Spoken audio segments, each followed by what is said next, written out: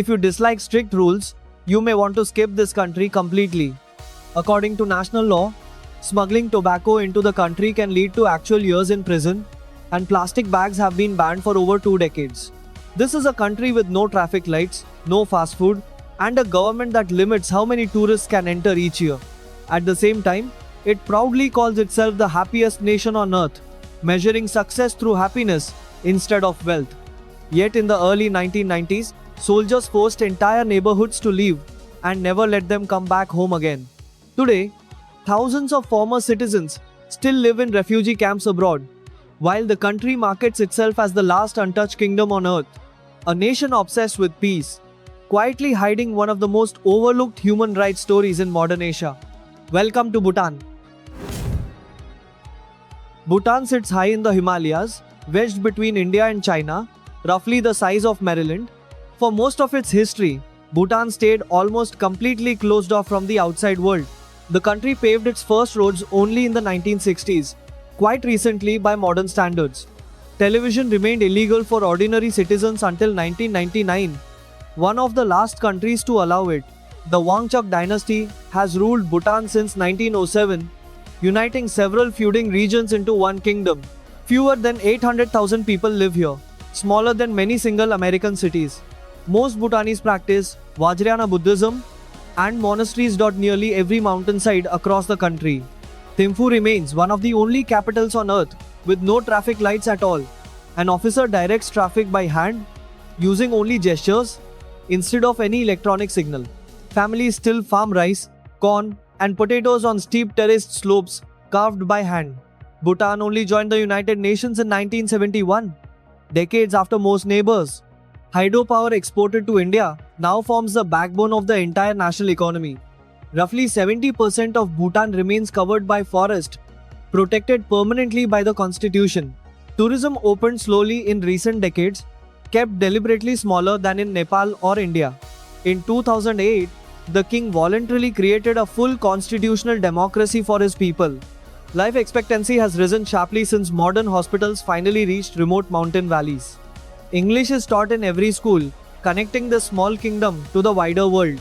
On the surface, Bhutan looks like a peaceful nation, quietly balancing tradition and progress. In 1972, Bhutan's king declared happiness more important than economic growth itself. The philosophy rests on 4 pillars: governance, development, culture, and environmental protection combined. International media praised Bhutan as the happiest place on earth for decades afterward.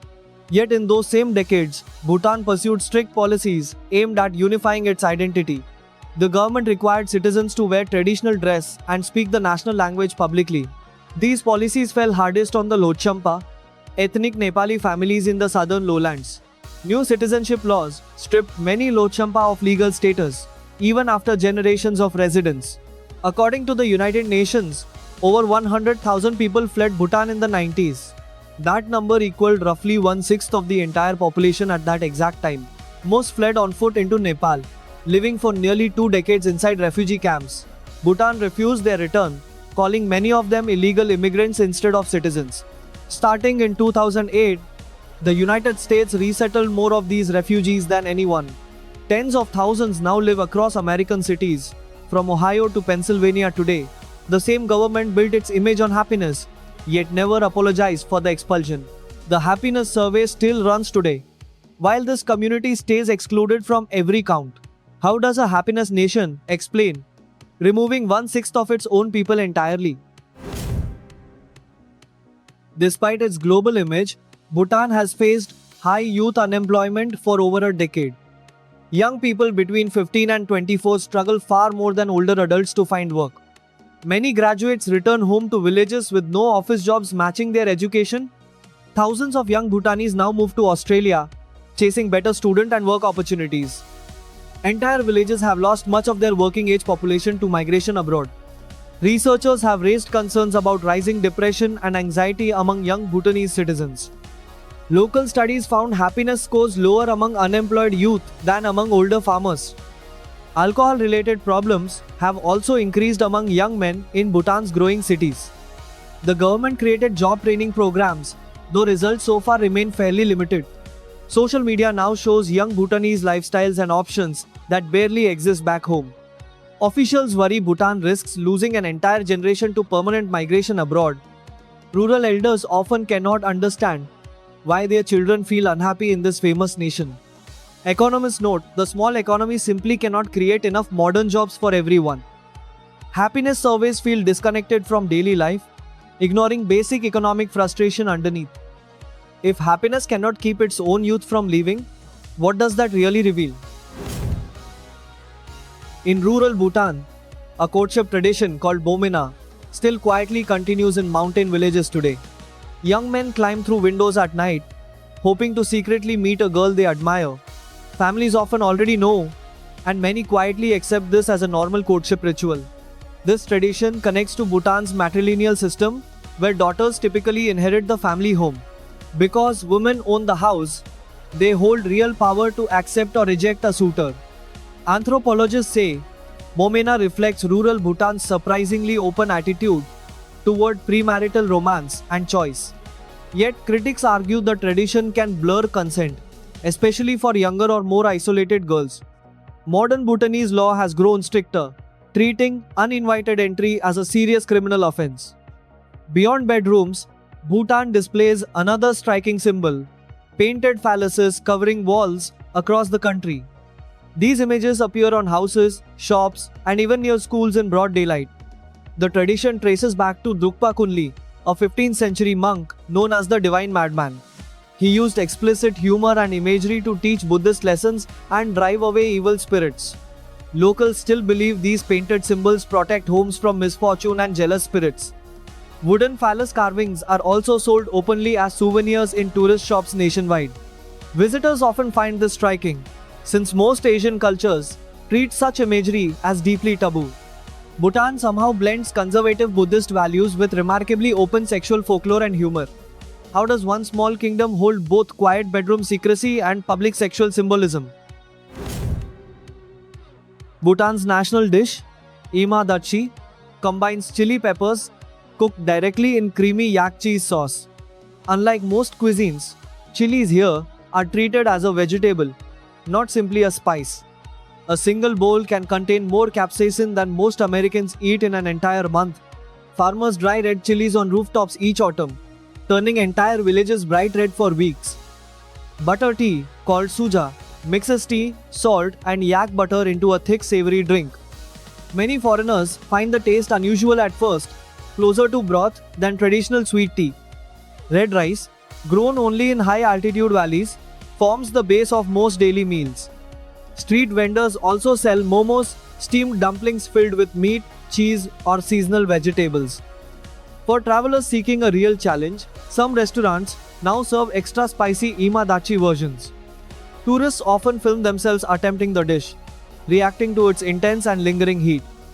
Local guides warn that Bhutanese chilies rank far hotter than typical jalapenos found in America. If you think you can handle real heat, leave a comment before trying this dish yourself. Food here reflects Bhutan's climate, using preserved and dried ingredients through long mountain winters. Despite limited variety, Bhutanese cuisine remains deeply tied to identity, family, and daily ritual. Sharing spicy meals together often strengthens community bonds across small mountain villages nationwide. For Bhutanese families, Ema Dachi is not just food, but a symbol of home itself. Bhutan became the first country on earth to completely ban the sale of tobacco. Buying cigarettes without a permit can lead to actual prison time under national law. Smugglers caught bringing large amounts of tobacco across the border face years behind bars. Plastic bags have been banned since 1999, decades before most Western countries. Shops instead use cloth or paper bags, enforced strictly by local government inspectors. Bhutan also limits how many tourists can enter, unlike most countries chasing visitor numbers. Visitors must pay a mandatory daily fee, funding healthcare, education, and environmental protection programs. Killing animals is generally discouraged, since most citizens follow strict Buddhist religious principles. Many Bhutanese avoid fishing or hunting entirely, even though meat still appears at meals. Most meat sold in Bhutan is actually imported from India, avoiding local slaughter directly. Mountaineering is also restricted, since Bhutan considers many peaks sacred and spiritually protected. Climbers cannot legally summit Gangkhar Puensum, the tallest unclimbed mountain in the entire world. These strict rules might surprise many Americans used to fewer government restrictions overall. Yet, most Bhutanese see these laws as protecting culture, environment, and spiritual balance together. Would you be willing to give up smoking and plastic bags for stricter national rules? Perched on a cliff nearly 3,000 feet high sits the famous Tiger's Nest Monastery. Legend says a Buddhist master flew here on a tigress to meditate in a cave. Pilgrims hike for hours along steep mountain trails just to reach this sacred site. Prayer flags line nearly every road, believed to send blessings across the wind itself. Bhutanese Buddhism follows the Vajrayana tradition, filled with rituals, mantras, and symbolic hand gestures. Monks begin training as children, some entering monasteries as young as 6 years old. Butter lamps burn constantly inside temples, symbolizing wisdom overcoming ignorance and darkness. Astrologers still guide major life decisions, from weddings to naming newborn Bhutanese children. Many families consult monks before starting new businesses or building new homes. Death rituals often stretch across 49 days, guiding the soul through Buddhist afterlife stages. Local festivals feature masked dancers, reenacting battles between good and evil spiritual forces. These dances, called sekus, draw entire communities together in colorful courtyard celebrations. Religion here influences nearly every part of daily life, not just special occasions. Bhutan's constitution itself protects Buddhism, calling it the spiritual heritage of the entire nation. For many Bhutanese, faith and daily life remain almost impossible to separate completely. What would it feel like living somewhere religion shapes literally every single decision made? Punakha Dzong sits where two rivers meet, considered one of Bhutan's most beautiful fortresses. Built in 1637, it once served as the kingdom's original capital city. Thick walls and golden roofs still house monks and government offices even today. In 2008, Bhutan's king made a truly rare historical decision for any monarch. He voluntarily gave up absolute power, creating a democratic parliament for his own people. Most kings in history fought to keep power, yet Bhutan's king chose the opposite. Citizens initially resisted the change, some even begging their king to remain fully in charge. Elections were held anyway, marking Bhutan's first real experience with democratic voting. The National Museum in Paro displays centuries of Bhutanese art, weapons, and religious artifacts. Dzongs across the country once served as both fortresses and religious administrative centers. Many battles against Tibetan invasions shaped Bhutan's early identity as an independent kingdom. Bhutan never became a colony, unlike most of its South Asian neighboring countries. This independence helped preserve traditions that vanished elsewhere across the region entirely. Today, Dzongs remain active government buildings, blending medieval architecture with modern administration. Tourists often compare visiting a dzong to stepping directly into a living history book. How many countries can say a king willingly gave away his own absolute power? Bhutan intentionally limits tourism, calling its policy high value, low impact for the country. Visitors must pay a mandatory daily fee, often exceeding $100 per person. This fee funds free healthcare, free education, and environmental protection across the entire nation. Critics argue the policy makes Bhutan inaccessible for many middle-class international travelers. Meanwhile, thousands of young Bhutanese leave the country each year seeking better-paying jobs. Australia has become a major destination, offering student visas that often lead to employment. Some estimates suggest tens of thousands of Bhutanese now live and work in Australia. Entire families depend on money sent home from relatives working overseas each month. Rural villages report shrinking populations as working-age adults increasingly move towards cities. Hydropower remains Bhutan's largest export, selling electricity directly to neighboring India each year. Despite this income, Bhutan still relies heavily on foreign aid for major infrastructure projects. Youth unemployment and limited private industry push many graduates toward government jobs instead. Economists warn that losing skilled young workers could slow Bhutan's long-term development. The government now offers incentives, hoping to convince young citizens to remain at home. For a country built on happiness, keeping its own people has become surprisingly difficult. Can a nation stay happy if its own young population keeps quietly moving away? Traveling through Bhutan often costs far more than visiting neighboring countries like Nepal or India. The mandatory daily fee covers guides, transportation, accommodation, and most meals during your trip. Independent backpacking remains illegal here, unlike almost anywhere else in South Asia today. Every visitor must travel with a licensed local guide throughout their entire journey. In exchange, tourists receive nearly untouched landscapes without the crowds found elsewhere in Asia. Hiking trails remain remarkably clean, since littering carries serious fines under strict local law. Hotels range from simple guest houses to luxury resorts overlooking dramatic Himalayan mountain valleys. Many travelers describe Bhutan as one of the most peaceful places they have ever visited. Local markets sell hand-woven textiles, wooden crafts, and traditional Bhutanese religious souvenirs. Farmhouse stays let visitors experience real rural life, sleeping among Bhutanese families directly. Electricity and internet access have expanded rapidly, even reaching once isolated mountain villages. Younger Bhutanese now use smartphones daily, connecting rural life to the wider world. Despite modern technology, many villages still follow centuries-old daily farming routines. For many Americans, this blend of luxury and simplicity feels genuinely refreshing and unique. Leave a comment below if a trip like this sounds appealing to you personally. Bhutan proves that sometimes limiting access can actually preserve something truly worth protecting. Archery remains Bhutan's official national sport, deeply woven into community life and celebration.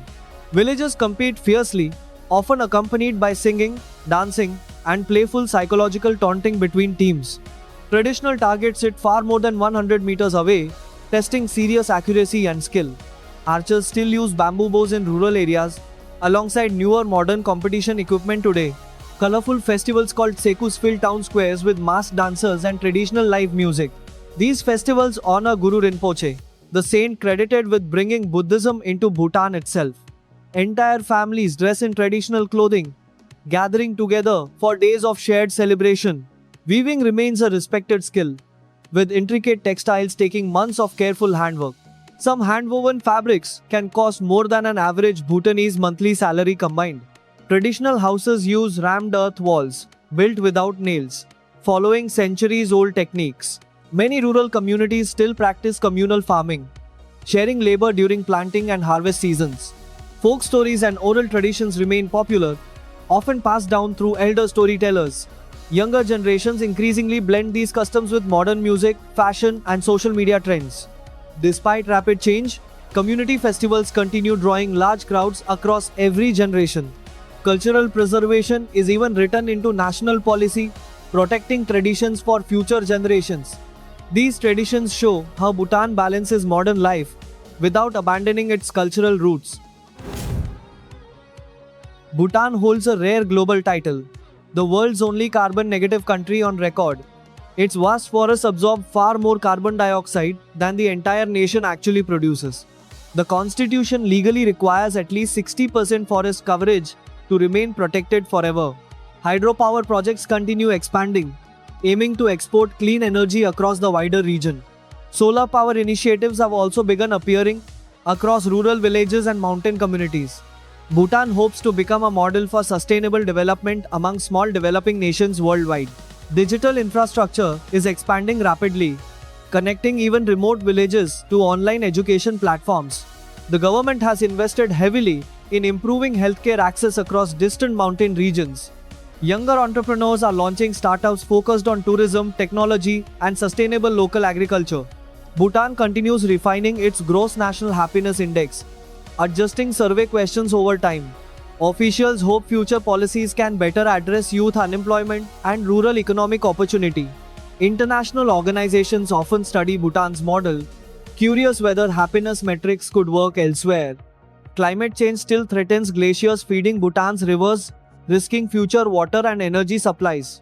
Despite challenges, many Bhutanese remain hopeful about balancing tradition with continued modern progress. Bhutan's next chapter may determine whether happiness and rapid development can coexist long term.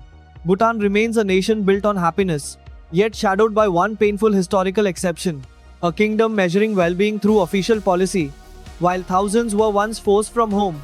Which surprised you more? The secretive night hunting tradition, or the hidden refugee history? Let us know in the comments which part of Bhutan's story struck you most.